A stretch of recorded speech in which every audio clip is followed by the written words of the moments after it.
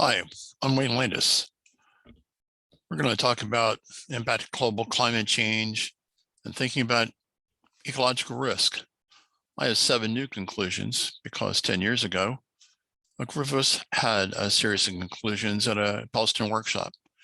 We're going to talk about that follow on. This is the paper. This is one of 7 papers from the climate change workshop. A number of authors, many of which you'll recognize. We talked about ecological risk assessment in the context of global climate change. That was really the first time that had been done. So we had 7 fundamental principles from that particular paper. We're going to talk about 7 more. First, let's review the old ones. 1, consider the importance of global climate change related factors in the ecological risk assessment process and the management decisions that are made from that. Assessment endpoints should be expressed as ecosystem services. Responses of ecosystem services endpoints can be positive or negative. Really depends upon the kind of changes that are made. 4, the ecological process requires a multiple stressor approach, which was very apparent that long ago.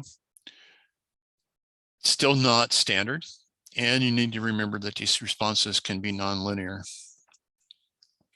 Develop cause and effect diagrams that consider relevant management decisions, as well as the appropriate spatial and temporal scales to allow considerations of both the direct and indirect effects.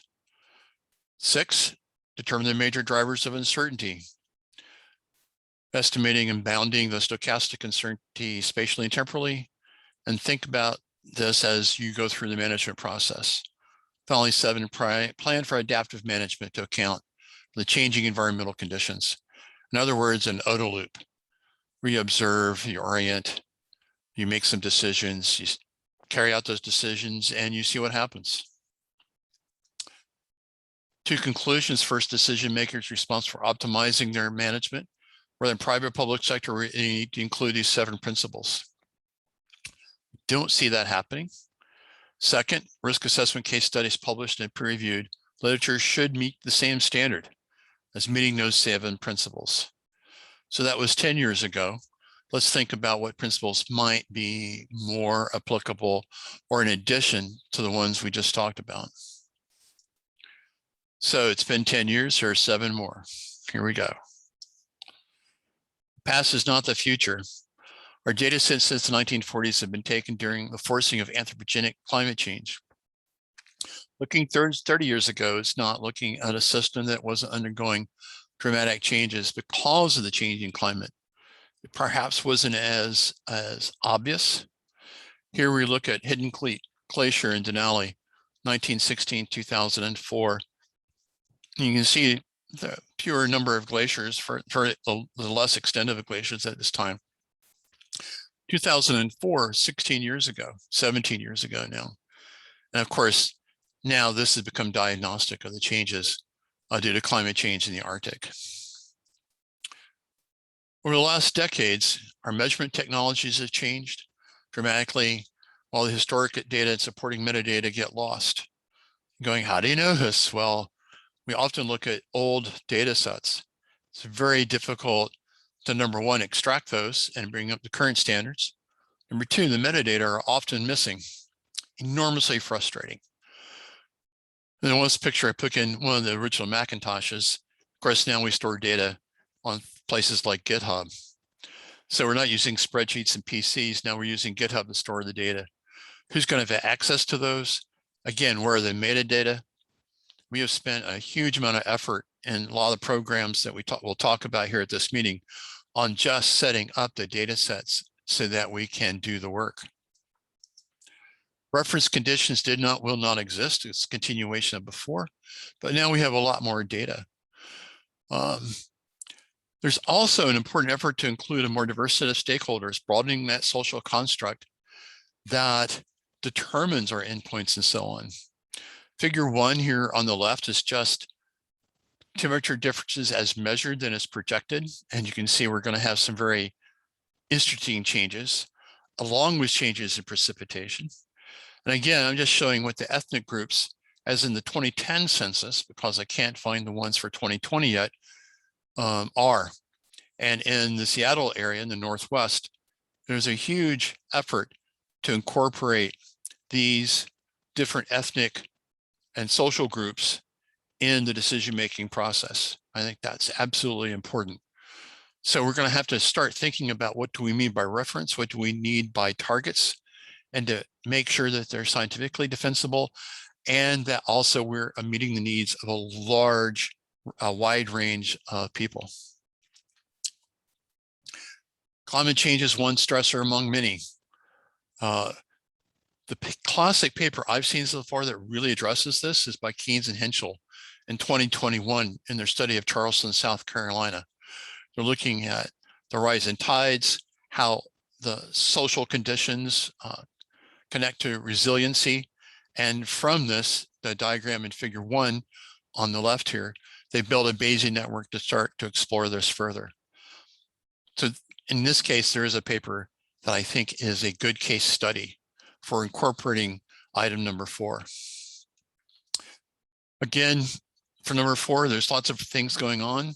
This is from a thesis just published by Eric Lawrence, where in fact there's a time frame, how long. It looks at temperature, and these temperature for both the air temperature and the water temperature, and then dissolved oxygen, which falls from that, is actually based on box and whisker plots from multiple climate change models downscaled to a particular watershed.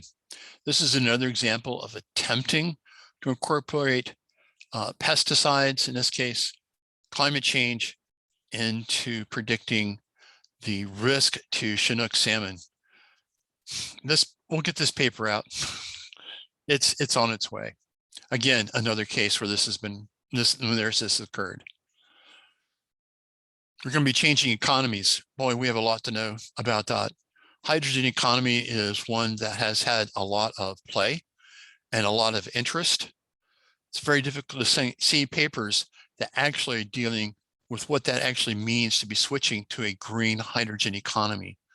Have they incorporated a risk assessment? Have they incorporated the features that we talked about when it comes to talking about climate change and interacting with the other stressors that we are all dealing with? I'm still looking for an ecological risk assessment that really deals with a hydrogen economy.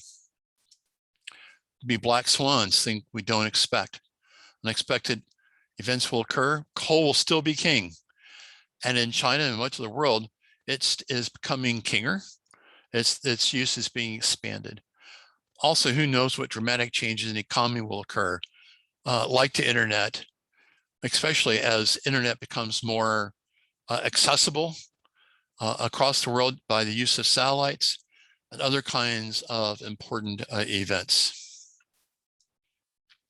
Finally, we need to develop the tools appropriate to the questions.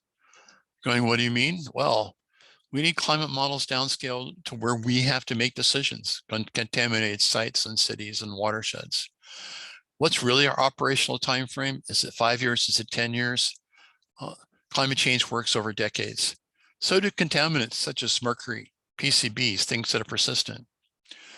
Why do we always run toxicity tests at standard temperatures? We're going to need the relationship between temperature and other factors to toxicity. We're going to have a response surface. What features of the new economy do we now not understand, and do we need to research? Great question. And this new economy will also change human migration. How is this going to affect the environment, the use of the environment, and the kinds of choices that are going to be made? This picture was taken in the 1960s by a Gemini crew. You can already go back to pictures taken in the 60s and see the changes as they are now, dramatic changes. I just wonder how we're going to document that in the future and make suitable choices. Thank you very much. And here's some of our other lab presentations at this year's SciCon. Thank you.